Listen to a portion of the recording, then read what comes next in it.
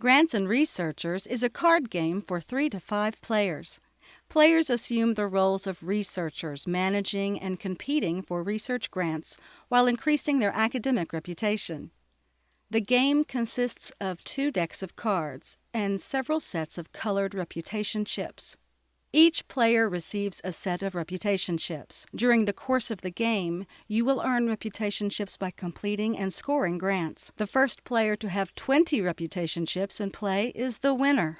The player deck contains research cards. There are 4 types: arts research, humanities research, science research, and wild cards. Research cards are kept in a player's hand and used to pay the research requirements of a player's active grants.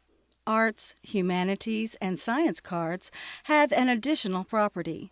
They can be ethical or they can be unethical. Unethical cards represent sloppy research practices and cutting corners. If you play one and are later audited, you will suffer setbacks.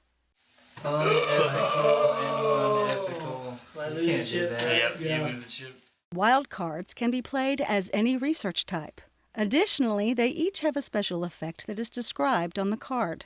The World deck contains grant and event cards.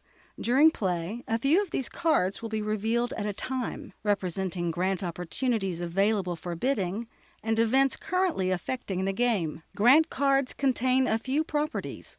These icons show how many of each research type is required to complete the grant's requirements. The fund value shows how many extra research cards the grant will supply you with. The draws value shows how fast you will get access to the extra fund cards. The rep value shows how many extra reputation chips you will earn when the grant has been successfully completed and scored. Event cards introduce either an ongoing or immediate effect into play. Each event card will describe its effects. Grants and Researchers is played in a series of turns. Each turn there is an active player who completes a series of actions.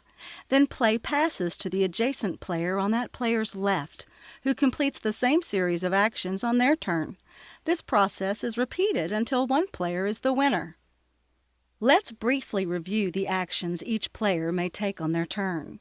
These actions are divided into phases, which must be taken in order.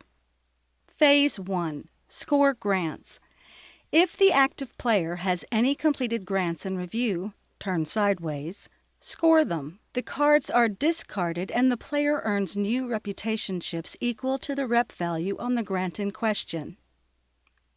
Additionally, if other players' chip colors were placed on the grant that is scored, those players each earn 1 additional reputation chip as a collaboration bonus. Phase 2. Draw research cards. The active player must draw 1 card from the player deck, which goes into that player's hand.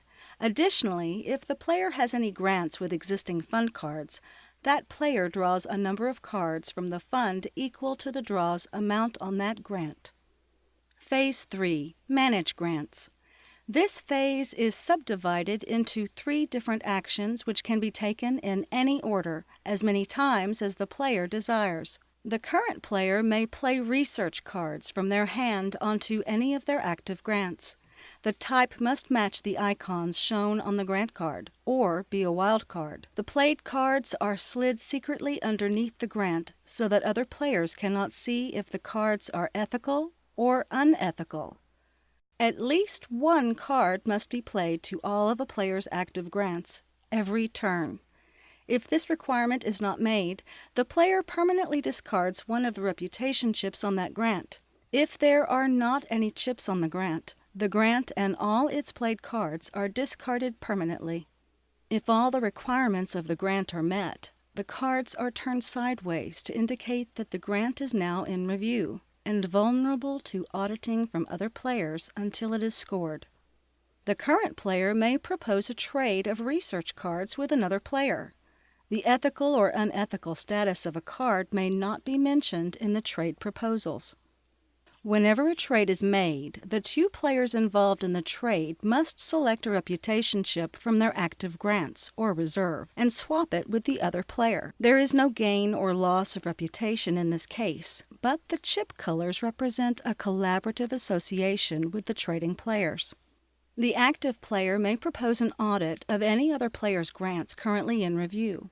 The amount of reputation which must be staked on an audit is equal to the rep value of the grant to be audited, or the number of reputation chips on that same grant, whichever is lower.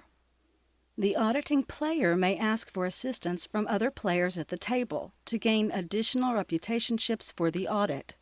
Once the audit is made, the audited player must reveal all of the research cards played to the audited grant. If all of the cards are ethical, the audited player immediately scores their grant as per the rules in Phase 1. The auditing players each permanently lose one of the reputation chips used for the audit. If any of the cards are unethical, the auditing players take back the reputation chips with no loss.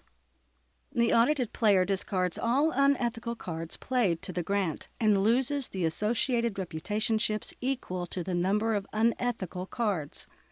The grant is removed from review and placed back into active status. If the audited player does not have enough reputation chips on the grant to pay the penalty, the grant and all of its cards are lost permanently. Additionally, each other player loses a single chip of their choice from their active grants or reserve if any chips of their color were associated with audited unethical research. Phase 4. Bid for new grants. The active player may bid any unused reputation chips in reserve on any of the currently available grants from the World Deck queue. The chips are put forward, and the player to the active player's left has a chance to raise the current bid. Every player gets a chance to raise the bid or pass. Once everyone has passed, the highest bidder receives the grant and puts it in play. The reputation chips used for bidding stay with the grant until it is completed and scored. The active player may open as many bids as they wish. If a purchased grant contains a fund value greater than 0, a number of research cards equal to that value are drawn from the player deck and placed face down and above the active grant in that player's playing area. Phase 5. End of turn.